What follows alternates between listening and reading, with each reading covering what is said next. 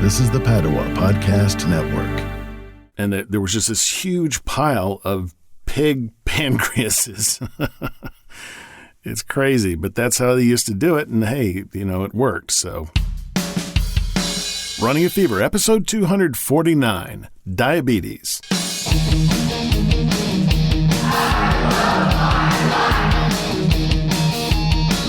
Welcome to Running a Fever. My name's Michael Davis. I just want to live a long, healthy, happy, active life right up to the very end. And if that's your goal, then you're in the right place. This is a podcast about a fitness journey. And I share with you information that I get while I'm trying to learn about health and about how to have a healthier life. I always like those commercials with Wilford Brimley about diabetes. It's kind of funny. But for all those people who suffer from the disease, of course, it is no laughing matter. It can be pronounced diabetes or DIE-A-BEET-IS. The full name is Diabetes Mellitus. The name comes from the Greek diabetes, meaning siphon, and the Latin mellitus, meaning sweet. Now, people who have diabetes have an impaired ability to produce or respond to the hormone insulin, which regulates metabolism of carbohydrates. This causes elevated levels of glucose in the blood and urine. There are several types, and we'll take a look at each of these. The disease affects about 463 million people worldwide, and the trend is toward an increase in the rate, which currently amounts to almost 9% of the adult population. So you may be asking, why do I care? Basically, how can this disease harm me? Well, here are some of the problems that can develop as a result of diabetes, both short-term and long-term. The first one is diabetic ketoacidosis. I won't go into the process, but DKA, as it's called, decreases the blood's pH, causing dehydration, rapid breathing, and severe abdominal pain, and can lead to hypotension, unhealthy low blood pressure, shock, and death. The second is hypoglycemia hyperosmolar state, or HNS. Symptoms are similar to DKA. Additionally, dangerous levels of electrolyte imbalance are common, and progression to coma is possible. The third one is hypoglycemia, which is just low blood sugar. Symptoms are agitation, sweating, weakness, feeling of dread and panic, loss of consciousness, coma, seizures, and death. And number 4 is diabetic coma. Okay, hopefully by now you're convinced this is serious enough to get some more info, so let's move on. Now, there are 2 main types of diabetes and some others. Type 1 is the body simply does not produce insulin, which means the body's cells do not get the fuel they need in the form of glucose. Insulin controls the metabolism of blood sugar. Treatment requires insulin injections. Prior to the 1980s, insulin for treatment of diabetes came from the pancreases of pigs and other animals. And today it's produced by biotechnology firms using designer microorganisms. I was looking at this online. You can probably see it in one of my references, but there was a picture of, a company, which was a drug company that was producing insulin. And there was just this huge pile of pig pancreases. It's crazy, but that's how they used to do it. And hey, it worked. So, but now they have something more controlled. Type 2, this is the most common form. In type 2, the body doesn't use insulin properly. Except for those with double diabetes, people with type 2 diabetes do produce insulin.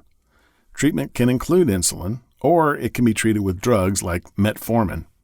Some people with type 2 diabetes can manage it solely with a proper diet.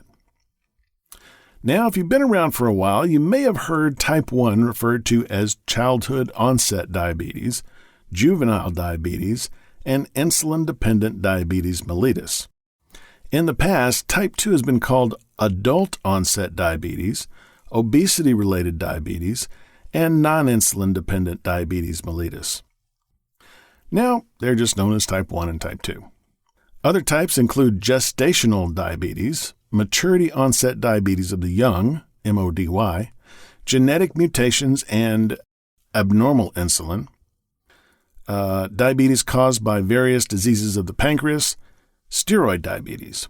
And when someone with type 1 develops type 2, this is called double diabetes. You can read about all of these, but most important thing about these other forms is to get an annual physical, which should reveal any risk of any of these different forms of diabetes. Now let's talk about prevention. There is no known way to prevent type 1 diabetes. You either just get it or you don't. There is a very informative article in the Mayo Clinic site which gives some tips for prevention of type 2. Number 1, get more exercise. Wow, why does this show up in every single problem that we bring up here? Get more exercise.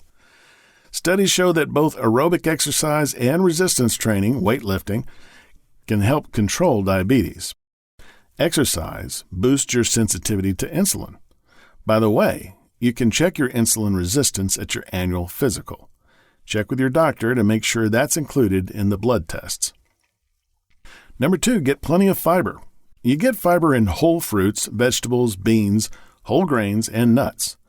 I've mentioned before that a healthy amount of fiber in your diet can dramatically decrease your risk of death from cardiovascular disease, the number 1 killer. Turns out it also helps regulate blood sugar and can help you lose weight by making you feel more full, so you eat less. Number 3, go for whole grains. Whole grains can reduce your risk of diabetes and help maintain a healthy blood sugar level. There's no known reason for this. Fortunately, this is pretty easy to do. I get whole grain crackers, hamburger buns, and bread in my grocery store. Number 4, lose extra weight. If you are overweight or obese, losing just a few pounds can decrease the risk of diabetes by as much as 60%. Number 5, skip fad diets and just make healthier choices. This is something, as you know, that I've always advocated. Become an expert at your own health and make changes as you can, form habits, and make it easier for yourself to be and stay healthy. As always, check the references in the show notes at runningafever.com/249. Everyone should probably check out diabetes.org, but there are some other good sources of info as well. Now, the rate of diabetes occurrence is such that everyone should take the risk of getting it seriously. You should get screened, but keeping diabetes at bay really doesn't require anything out of the ordinary. All the things you do to reduce stress, keep your heart healthy, prevent dementia, and just generally improve your health can also help keep diabetes at bay. I hope you've enjoyed this. Be sure to contact me, mail@runningafever.com, or you can make comments on the episode at runningafever.com/YouTube. Please subscribe to the YouTube channel.